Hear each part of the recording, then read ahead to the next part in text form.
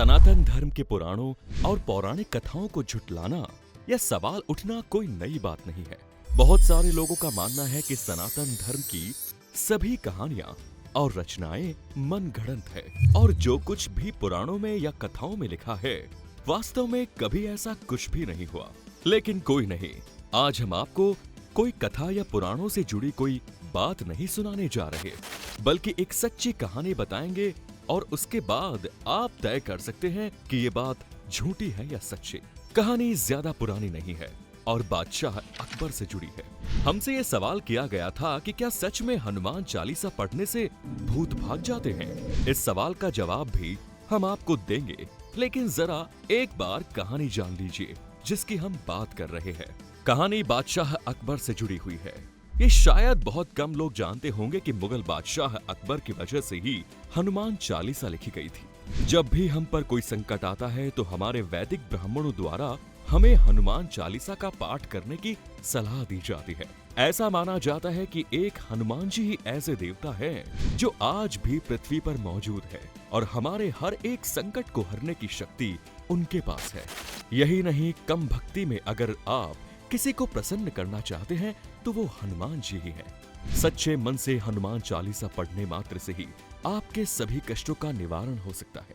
हनुमान चालीसा के जो रचयिता है उनका नाम तुलसीदास है और जो कहानी आज हम जानने वाले हैं वो तुलसीदास जी की इसी रचना से जुड़ी हुई है। भारत पर मुगल बादशाह अकबर का राज था।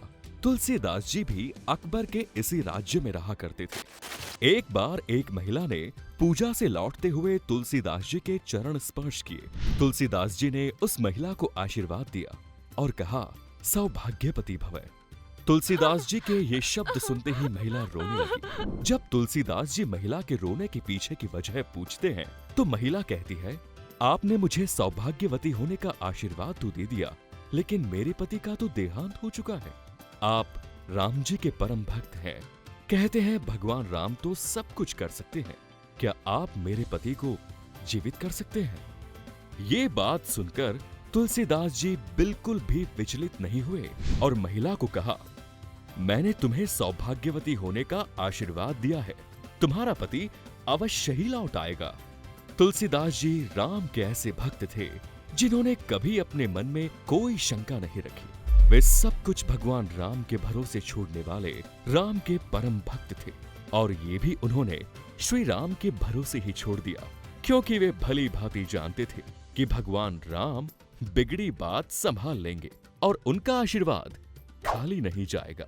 तुलसीदास जी के कहे अनुसार स्त्री ने भगवान राम के नाम का जप करना शुरू किया और कुछ समय बाद अचानक स्त्री का पति लौट आया।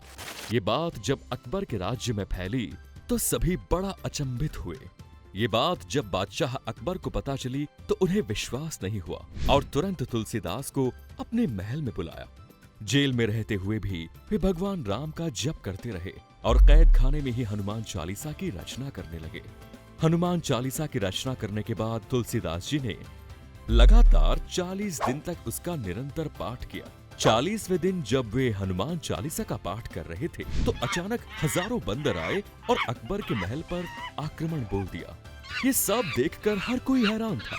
बादशाह अकबर कुछ समझ पाता उसके पहले ही उसके महल में काम करने वाले कुछ हिंदू नौकरों ने कहा कि ये सब तुलसीदास जी की वजह से हुआ है। वे हनुमान और राम भगवान के बहुत बड़े भक्त हैं और आपने उन्हें कैद किया है, इसी वजह से ये सब हो रहा है। अकबर को भी ये बात तुरंत समझ में आ गई और तुरंत उसने तुलसीदास को कारागार से मुक्त करा दिया। यही नहीं, उन्होंने तुलसीदास जी से माफी भी मांगी और कहा कि भविष्य में कभी भी उनकी जरूरत हो तो बेझिझक उन्हें याद कर सकते हैं। लेकिन तुलसीदास जी ने कहा, मेरी रक्षा करने के लिए भगवान और उनके परम भक्त हनुमान जी हैं, मुझे किसी की जरूरत नहीं है। इतना कहकर तुलसीदास जी वहां से चले गए। दोस्तों, ये एक सच्ची घटना है। इसका वर्णन आपको इतिहास के पन्नों में भी मिल जाएगा। अब आते हैं जो सवाल अक्सर लोग हमसे पूछते हैं कि क्या सच में हनुमान चालीसा का पाठ करने से भूत प्रेत भाग जाते हैं? तो दोस्तों, इसका जवाब ये है कि पुराणों के अनुसार सनातन धर्म में हनुमान ही वो देवता है जो आज भी धरती पर मौजूद है।